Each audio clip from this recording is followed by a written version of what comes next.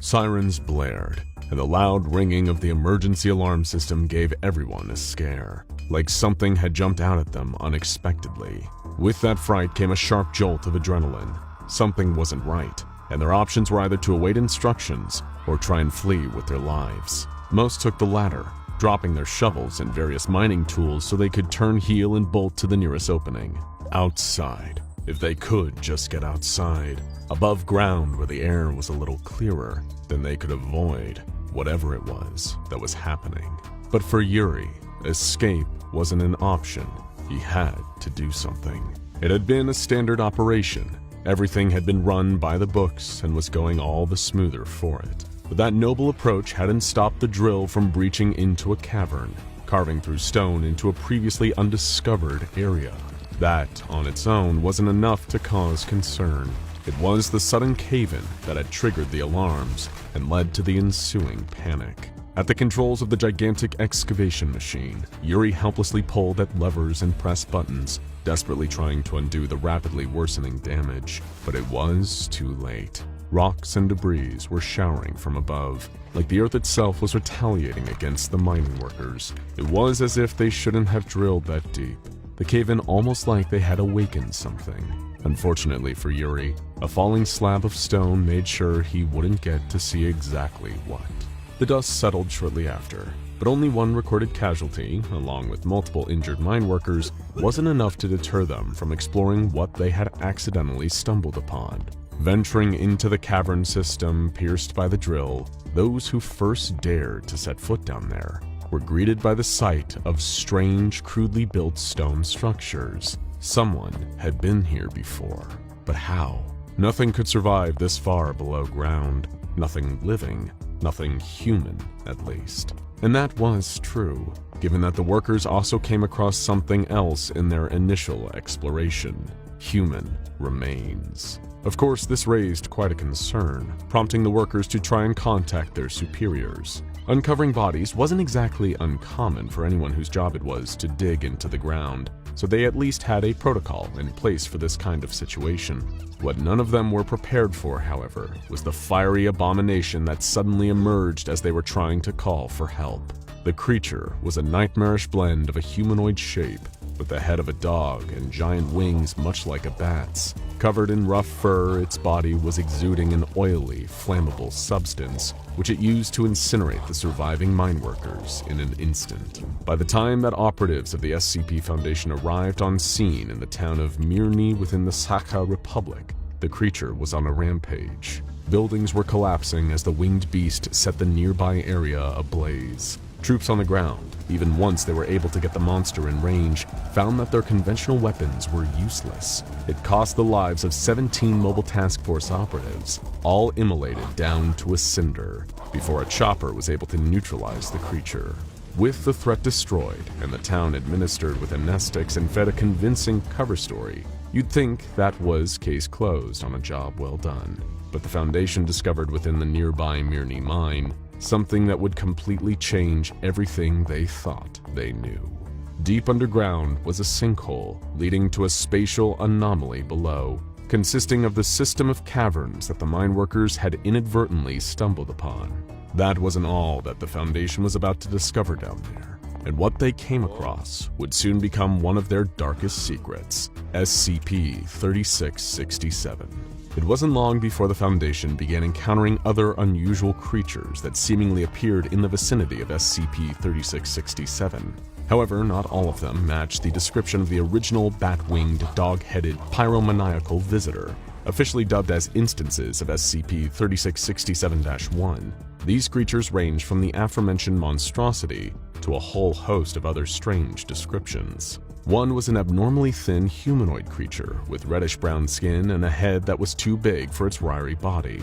It possessed an ordinary human level of intelligence and even spoke modern Russian, matching the common local dialect. In conversation, this being tried to offer wealth or power in exchange for a person's most valued possessions. However, it seemed to possess no anomalous abilities and would attempt to renegotiate a new offer immediately after a bargain was made.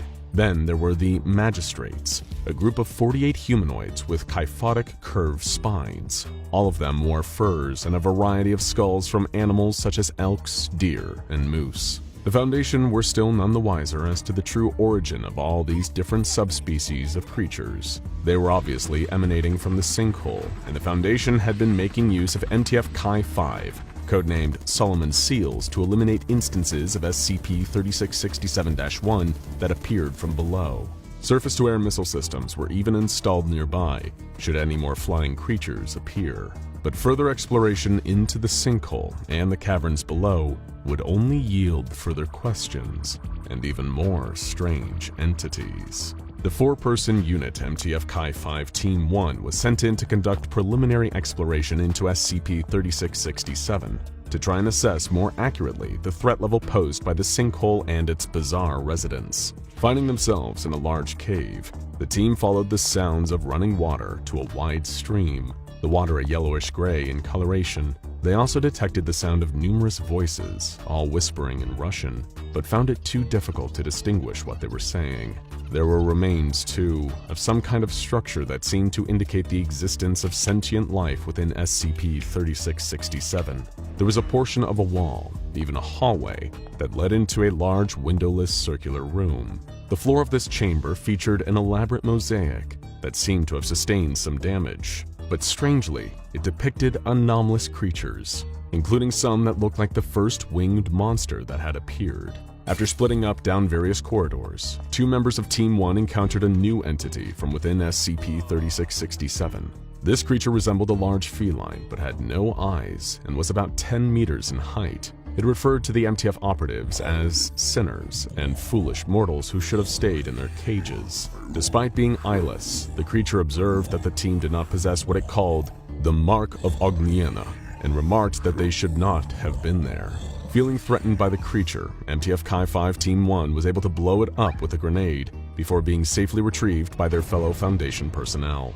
Exploration into SCP-3667 was then resumed by MTF Chi-5 Teams 2 and 3, who were alarmed to hear what sounded like a human scream coming from somewhere within the caves. While they first assumed it was another 3667-1 creature, someone suggested the possibility that a civilian could have stumbled onto the site of the Mirny mine before the Foundation had arrived and established a secure perimeter around the sinkhole. Hearing the scream a second time, this time further away, the MTF agents decided to investigate, just in case an innocent person had been dragged underground by one of the creatures. Passing through a basin of the same strange fluid that Team 1 had discovered, the MTF teams could hear more unsettling sounds coming from deep within the caverns. In particular, a repetitive scratching noise. Next, they discovered a large, intricate wooden structure, a circle with one side that appeared to be winched open. Inside, they could see rows of wooden spikes, covered in a dark liquid that everyone assumed was blood. Hearing whimpers from their supposed missing civilian, the team's commander decided to call a retreat. It was then that the MTF realized there were over 20 more wooden structures nearby. Each was of a different shape and size, but all of them were covered in rats that were staring at the Foundation operatives. These various pieces of wooden apparatuses seemed to resemble torture devices, and some of them had bodies inside. The MTF agents thought they had discovered the grisly fate of their missing civilian. Little did they know that things were far worse than they first seemed. The bodies in the torture devices were still alive. The Foundation soon realized there were upwards of 12,000 people within SCP-3667 and immediately began efforts to rescue as many as they could. Luckily, they had established a field base on site in the mine, close enough to the sinkhole that led into SCP-3667. However, the unfortunate reality was that saving all these trapped human beings was no small undertaking, and space at their nearby base, Site-574, was limited. Only 150 of the people were able to be recovered and were transported to Site-574. Those that were having been found trying to escape from SCP-3667 or being eaten by the various nightmarish creatures below. But what quickly became apparent was that these people, those safely recovered from SCP-3667, and those still trapped within, weren't exactly ordinary. When Team 1 had discovered the strange yellow-gray stream in SCP-3667, they had collected a sample of the fluid for analysis. Examining this sample revealed an anomalous molecular structure that would actively bond with organic matter, and this same unidentified molecule was present in the bloodstream of the human beings found beneath the sinkhole. It seemed to have bestowed each one of them with an anomalous ability for a limited form of regeneration. Their bodies could withstand far more damage than an average non-anomalous human. The Foundation even experimented with introducing the anomalous molecule into the blood of other test subjects, but it didn't have the same regenerative effect. It was assumed that the regeneration was linked directly to some other factor, and the molecule from the fluid only acted as a catalyst. As such, every person recovered from the caverns was given the collective designation of SCP-3667-2. Now, various subspecies of strange creatures and a group of people whose bodies could regenerate, both living in a system of caverns beneath Mirny Sakha Republic. Not to mention all the wooden torture devices that were being used on the SCP-3667-2s. Just what the hell was going on here? And what was it that made this discovery one of the Foundation's darkest secrets? Well, the answers to that could be discovered in what they learned next about the anomalous people they'd recovered from the sinkhole. As the Foundation continued its examination, their researchers at Site-574 happened upon a starting realization.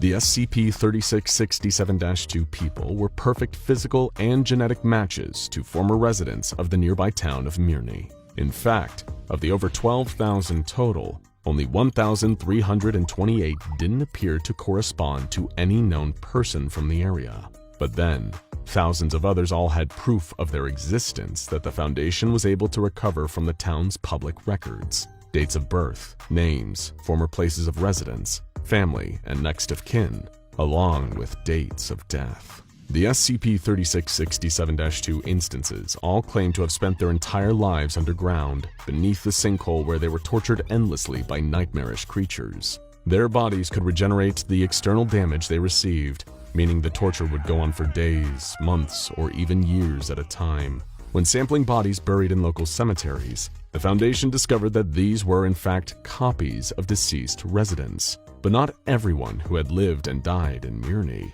Only those whose families had lived there for at least 2 generations, and who, while they were alive, were suspected of committing a crime but never convicted. There was one other unifying factor too.